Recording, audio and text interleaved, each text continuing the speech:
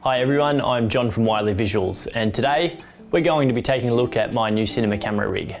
I'm not the type of person who upgrades every time a new camera comes out or who goes chasing minute performance increases. I like to get familiar with my gear and make it last a long time. The last time I upgraded my main camera was over 6 years ago, which is a lifetime in camera tech.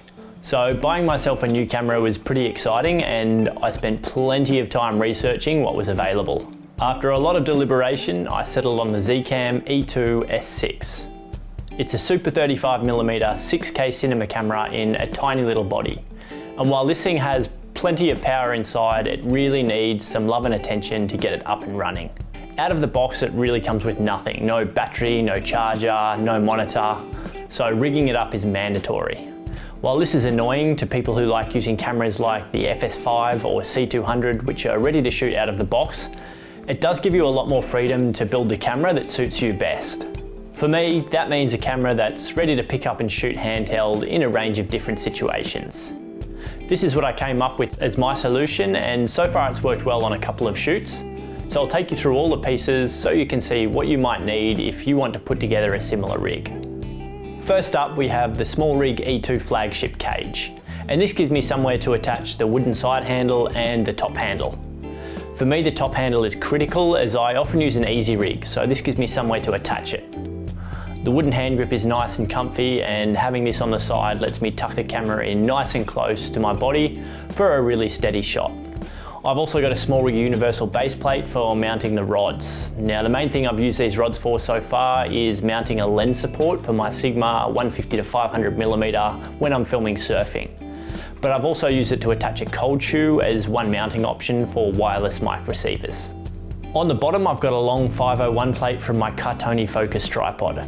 Now, I leave this on most of the time, and one thing it's really great for is giving a really stable, balanced platform to rest on. Some smaller base plates won't fully balance the camera on flat ground, and it's really annoying not being able to put your camera down on the ground or on a table and have it stay there. On the top, I've got an Atomos Ninja V 5-inch monitor. I purchased this one so that I'll have the option of using ProRes RAW, but if that's not something you'll ever be doing, then an Atomos Shinobi might be a good alternative. I've been using an Atomos Shogun Inferno for a few years, and while I miss having the larger screen, the Ninja V does still have that nice bright display that you can see even outdoors. On the back, I'm powering the whole rig with V-mount batteries from Rolux.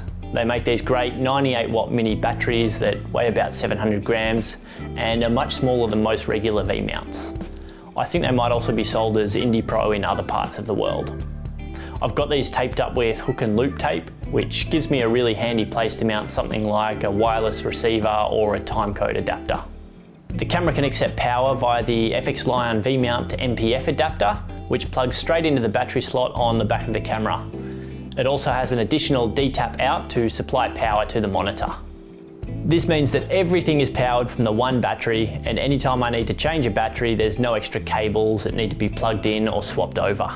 Finally, the lenses that I've decided to use with this camera are the Sigma 18 to 35mm and 50 to 100mm f1.8 Art Series lenses. I always liked the look of these lenses, but with most of the cameras up until now, I just didn't think they covered the full range that I needed from a pair of zoom lenses. However, the 6K sensor on this camera makes it much more convenient to shoot 4K with these lenses, as you can still shoot full 4K with a sensor crop to get more reach out of the lenses without sacrificing much in the way of image quality. So when shooting 4K, these lenses allow you to have a zoom range closer to 18 to 50mm and 50 to 150mm. This means there's no gap in coverage between the lenses, and in full frame equivalent terms, it gives me pretty much the same range as the 24 to 70 and 70 to 200 combo that many people are used to. I'm using these lenses in EF mount, the benefit of which is it allows me to use the END unit that slots into the side of the turret here. So I don't have to deal with variable NDs or individual ND filters. I still like to keep the matte box on the front though, as I'll sometimes use a Tiffin Black Pro Mist 1/8 filter. This is the Tilter Mini matte box, which is a compact, cheap option designed to thread straight onto the front of your lens using simple adapter rings. It also has this handy French flag which folds down to block the lens, so I don't have to worry so much about lens caps. So there you have it, my new cinema camera rig for the Zcam E2-S6. I've used this for a couple of shoots so far and I'm still getting used to it, but one thing I do love about it is the image quality. I'm not the type of person who goes pixel peeping or doing lab tests to check resolution and dynamic range. I prefer to simply shoot with a camera in the real world and see if I like the image, and in that regard this camera ticks all the right boxes so far. Having the ability to shoot those high quality images in 6K or 4K ProRes at high frame rates also makes for an amazing workflow. You can also shoot Z-RAW or ProRes RAW with this camera, but really that's not necessary for most work and I don't even know if I'll ever actually use it. The one downside I've found with this camera so far is the HDMI port. At most resolutions and frame rates, you're severely limited with the HDMI resolution, and it even drops down to 720p in some modes. That actually makes it really hard to focus manually with. The focus peaking on the Ninja V struggles to even work at such a low resolution. And while we're talking about the output, I would much prefer to have an SDI output with a locking BNC connector rather than HDMI, and I really wish that had been included. Overall though, I think it is a solid camera for the price, and certainly a big step up from any of the mirrorless cameras or entry-level cinema cameras that are on the market at the moment.